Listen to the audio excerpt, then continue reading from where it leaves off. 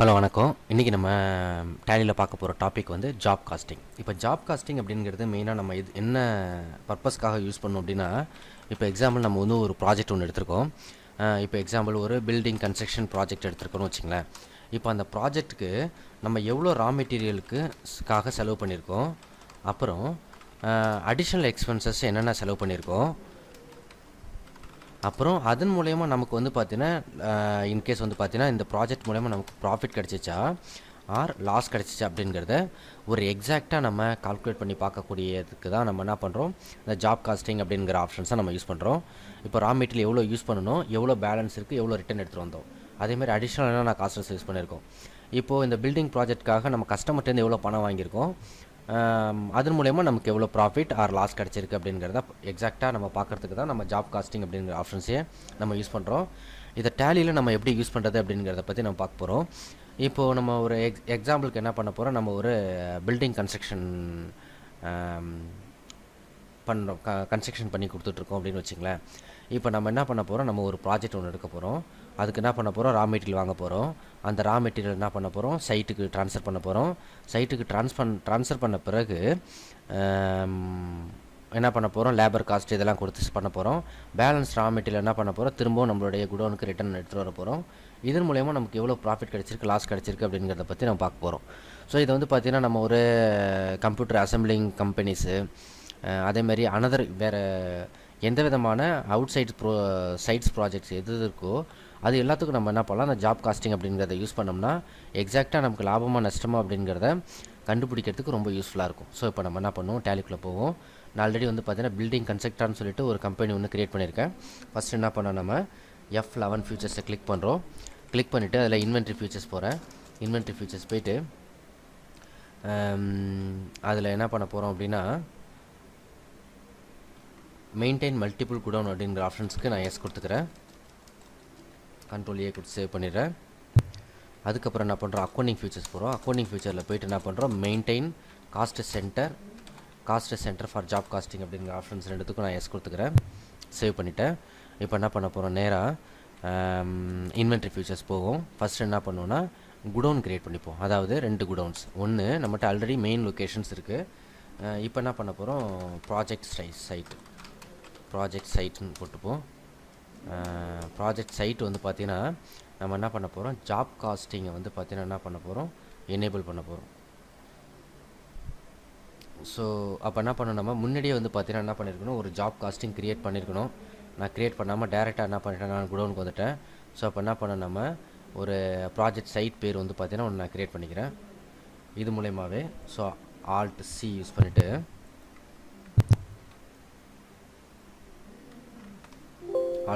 பண்ணிவிட்டு project site.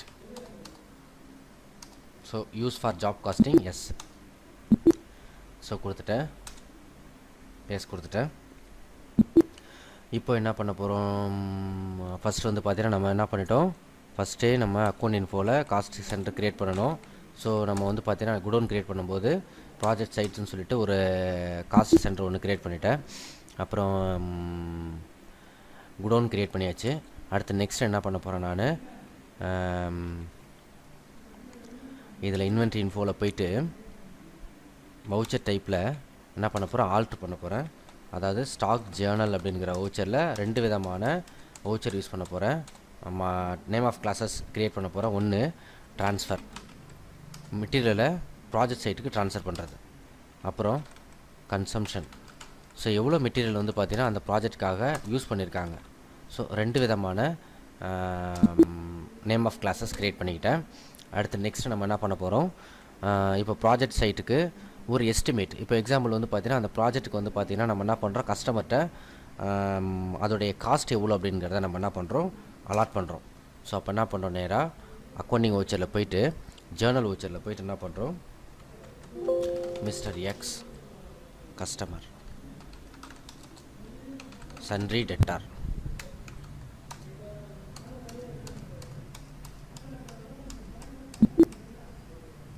So அவங்களோடய வந்து பார்த்திங்கன்னா ஒரு 10 லேக் வச்சுப்போம். 10 லேக் ருபீஸ்க்கு நம்ம என்ன பண்ணுறோம், அந்த ப்ராஜெக்ட் பண்ணுறோம். நியூ ரெஃபரன்சஸ் கொடுத்துக்கிறேன். நியூ ரெஃபரன்சஸ் கொடுத்துட்டு இங்கே வந்து என்ன பண்ணுறேன், நான் ப்ராஜெக்ட், நமக்கு அந்த ப்ராஜெக்ட் மூலயமா வரக்கூடிய income, project income. So indirect income கீழே க்ரியேட் பண்ணுறேன்.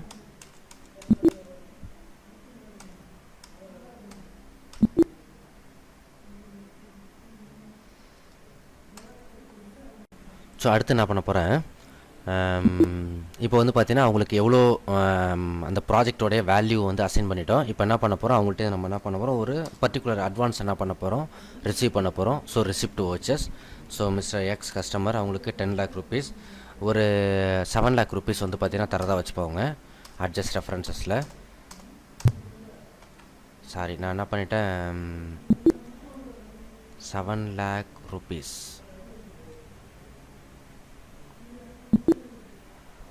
Accounting voucher receipt Mr. X.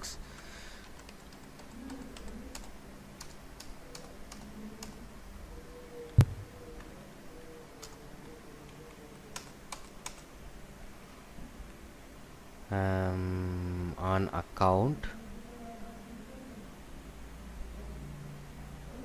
So என்ன மிஸ்டேக் பண்ணுறோம் இப்போ நம்ம,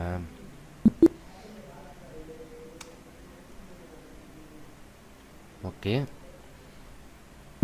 10 lakh வவுச்சர் போகும். பிஎம் ரிசிப்ட் வவுச்சரை சூஸ் பண்ணுறோம். மிஸ்டர் எக்ஸ் 7 lakhs தராரு. அட்ஜஸ்ட் ரெஃபரன்ஸில் 7 lakhs போடுறோம். 7 lakhs. ஸோ இந்த இடத்துல என்ன பண்ணுறோம், ஒரு செக்காக தரான்னு வச்சுக்கலாம். Indian bank, bank account.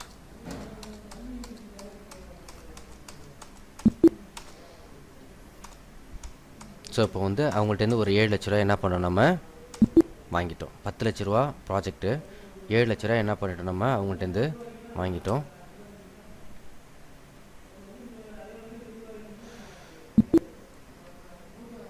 இப்போ நெக்ஸ்ட்டு இதில் ஒரு சந்தேகமாகவே இருக்குது. ஸோ 1 10 100. ஸோ 1 லட்ச ரூபா தான் போட்டிருக்கோம் நம்ம இல்லையா, அதான் இங்கே மிஸ்டேக்ஸ்.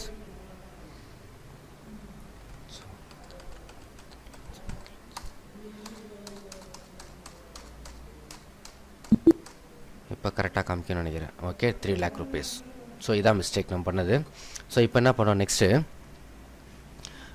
இப்போ என்ன பண்ண போகிறோம், அந்த பில்டிங்க்கான தேவைப்படக்கூடிய மெட்டீரியல் என்ன பண்ண போகிறோம், பர்ச்சேஸ் பண்ண போகிறோம். ஸோ பர்ச்சேஸ் வவுச்சர் போகிறோம். பர்ச்சேஸ் வவுச்சர் போயிட்டு நம்ம என்ன பண்ணுறோம், ஒரு சப்ளையர்கிட்ட நம்ம என்ன பண்ணுறோம், மெட்டீரியல்லாம் நம்ம வாங்குகிறோம்.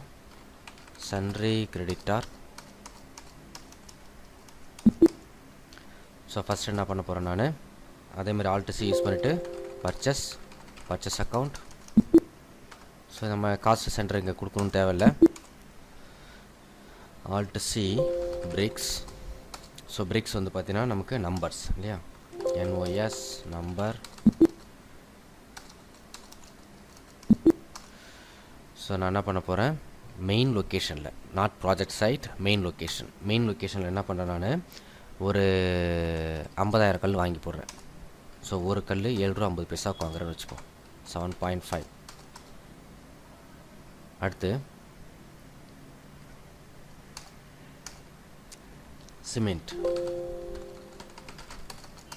சிமெண்ட், அது பேக்ஸ் இல்லையா, BGS packs.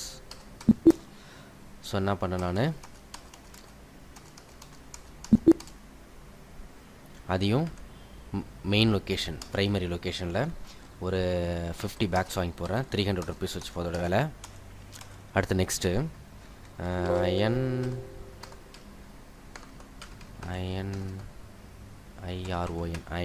Rod. So iron rod அது வந்து பார்த்தீங்கன்னா கேஜி, கிலோகிராம். இப்போ அது வந்து பார்த்தீங்கன்னா நான் என்ன பண்ண போகிறேன், ஒரு main location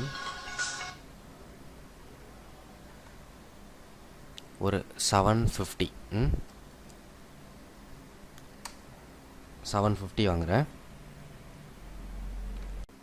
okay, iron rod வந்து 750 kg வாங்குகிறேன். ஒன்றுத்தோடைய 1 கிலோவோட விலை வந்து ஒரு 15 rupees வச்சுப்போம்.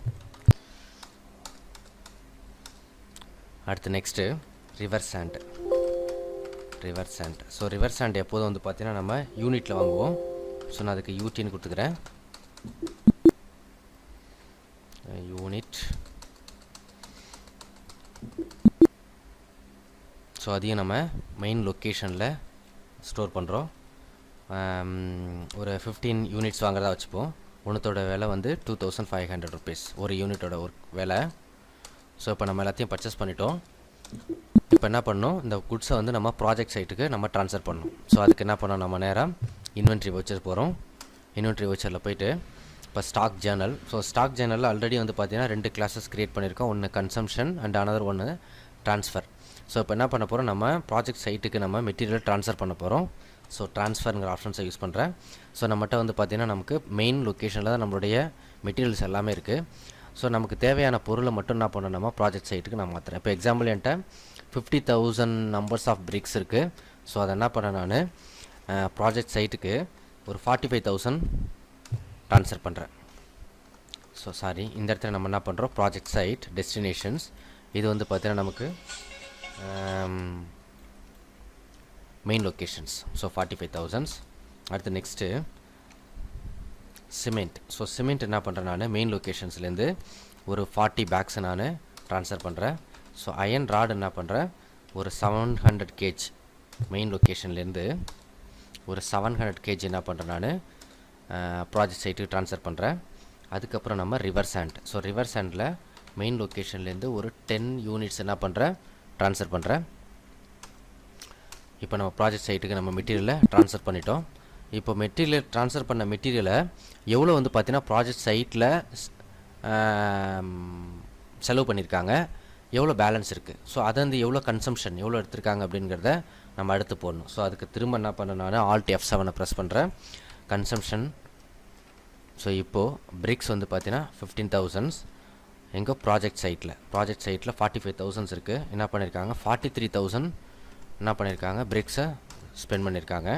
அப்புறம் அயன் ராட் வந்து பார்த்தீங்கன்னா அயன் ராட் உங்களுக்கு ப்ராஜெக்ட் சைட்டில் 650 kg என்ன பண்ணியிருக்காங்க, யூஸ் பண்ணியிருக்காங்க. அதுக்கப்புறம் வந்து பார்த்தீங்கன்னா சிமெண்ட் வந்து ப்ராஜெக்ட் சைட்டில் ஒரு 37 kgs யூஸ் பண்ணியிருக்காங்க, 37 பேக்ஸ் யூஸ் பண்ணியிருக்காங்க.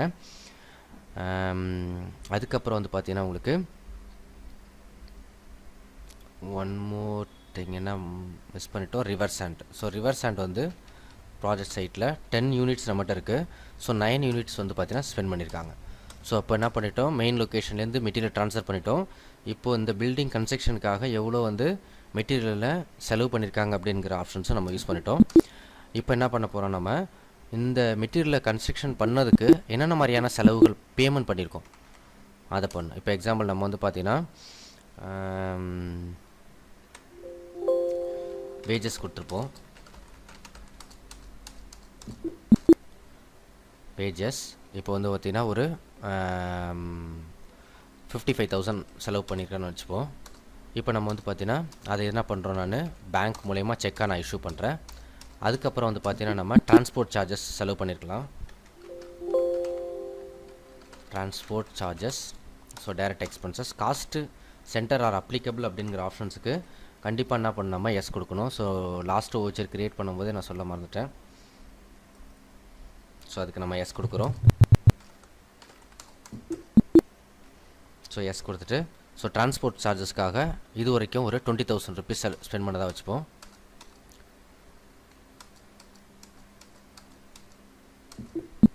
ஸோ இப்போ என்ன பண்ண போகிறேன், நான் அந்த கஸ்டமர் நம்மகிட்ட பேலன்ஸ் 4 lakhs கொடுக்கணும் இல்லையா. ஸோ அதை என்ன பண்ண போகிறோம், நம்ம வாங்க போகிறோம். So through receipt vouchers. So mister X customers பாக்கி 3 lakhs rupees நம்ம ரிசீவ் பண்ணியாச்சு. இப்போது இந்த ப்ராஜெக்ட் மூலயமா என்ன பண்ணியிருப்போம், நம்மகிட்ட வந்து பார்த்திங்கன்னா அந்த ப்ராஜெக்ட் சைட்டில் நம்மளுடைய ரா மெட்டீரியல்ஸ் வந்து பேலன்ஸ் இருக்க சான்சஸ் இருக்குது. ஸோ அதை என்ன பண்ண, திரும்ப நம்ம மெயின் லொக்கேஷனுக்கு திரும்ப நம்ம என்ன பண்ணுறோம், ட்ரான்ஸ்ஃபர் பண்ணுறோம். ஸோ அதை inventory vouchers Alt F7 again transfer. So இப்போ என்ன பண்ண போகிறோம், ப்ராஜெக்ட் சைட்டில் மெயின் லொக்கேஷனுக்கு ட்ரான்ஸ்ஃபர் பண்ண போகிறோம் ஃப்ரம் ப்ராஜெக்ட் சைட்லேருந்து பிரிக்ஸ். ஸோ நம்மகிட்ட வந்து பார்த்தீங்கன்னா பிரிக்ஸ் ப்ராஜெக்ட் சைட்டில் 2,000 rupees பேலன்ஸ் இருக்குது, 2,000 பிரிக்ஸ் இருக்குது. அதை நம்ம என்ன பண்ணுறோம், மெட்டீரியல் ட்ரான்ஸ்ஃபர் பண்ணுறோம். அடுத்து சிமெண்ட் வந்து பார்த்தீங்கன்னா ப்ராஜெக்ட் சைட்டில் 3 bags இருக்குது. அது என்ன பண்ணுறோம், மெயின் லொக்கேஷனுக்கு நம்ம கொண்டு வரோம். அயன் ராடு அயன் ராட் வந்து 50 kg வந்து நமக்கு ப்ராஜெக்ட் சைட்டில் இருக்குது. ஸோ அதை நம்ம என்ன பண்ணுறோம், ரிட்டன் எடுத்துகிட்டு வரோம். Next breaks river sand. So river sand வந்து பார்த்தீங்கன்னா ப்ராஜெக்ட் சைட்டில் ஒரு யூனிட் பேலன்ஸ் இருக்குது. ஸோ இது எல்லாத்தையும் என்ன பண்ண நம்ம திரும்பவும் மெயின் லொக்கேஷனுக்கு நம்ம ட்ரான்ஸ்ஃபர் பண்ணிடுறோம். ஸோ இப்போ இது வந்து பார்த்தீங்கன்னா ப்ராஜெக்டில் ஃபஸ்ட்டு நம்ம கஸ்டமர்கிட்ட ஒரு கொட்டேஷன் பண்ணி அதுக்கான அமௌண்ட்டை நம்ம நிர்ணயித்தோம். அதுலேருந்து ஒரு அட்வான்ஸ் வாங்கினோம். அதுக்கப்புறம் மெட்டீரியலை பர்ச்சேஸ் பண்ணோம். மெட்டீரியலை வந்து பார்த்தீங்கன்னா பில்டிங் சைட்டுக்கு ட்ரான்ஸ்ஃபர் பண்ணோம். அப்புறம் கன்சம்ஷன் எகெயின் என்ன பண்ணோம், பேலன்ஸ் மெட்டீரியலை திரும்ப ரிட்டர்ன் வாங்கினோம். அதுக்கான செலவு கணக்கு நம்ம ஆட் பண்ணிட்டோம். இப்போ இந்த ப்ராஜெக்ட் மூலயமா நமக்கு எவ்வளோ வந்து லாபம் கிடச்சிருக்கு அப்படிங்கிறத நம்ம பார்க்க போகிறோம். So statement of inventory, job work analysis, project sites. So இப்போ நம்ம இந்த ப்ராஜெக்ட் மூலயமா நமக்கு எவ்வளோ லாபம் கிடச்சிருக்கு அப்படின்னா 5,59,150 ரூபா கிடச்சிருக்கு. ஸோ ஆல்ட் F1 ப்ரெஸ் பண்ணி நம்ம டீட்டெயில் பார்க்குறோம். இந்த ப்ராஜெக்டோட வேல்யூ 10 lakh. ஸோ நம்ம வந்து பார்த்தீங்கன்னா எவ்வளோக்கு நம்ம வந்து இந்த ப்ராஜெக்ட்காக எவ்வளோ நம்ம எடுத்திருக்கோம் அப்படின்னா 3,65,850 ரூபாய்க்கு நம்ம என்ன பண்ணியிருக்கோம், மெட்டீரியலை நம்ம ட்ரான்ஸ்ஃபர் பண்ணியிருக்கோம். திரும்ப வந்து பார்த்தீங்கன்னா 19,150 ரூபா மதிப்புள்ள பொருளை நம்ம திரும்ப என்ன பண்ணிட்டோம், ரிட்டர்ன் கொண்டுட்டு வந்துட்டோம். இது மூலயமா நமக்கு 75,000 ரூபா நம்ம செலவு பண்ணியிருக்கோம்.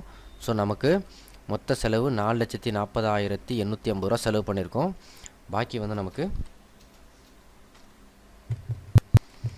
5,59,150 ரூபா லாபம் கிடச்சிருக்கு இந்த ஒரு சைட் மூலயமா. ஸோ இதுதான் வந்து பார்த்திங்கன்னா நம்ம ஜாப் காஸ்டிங் அப்படின்னு சொல்லுவோம்.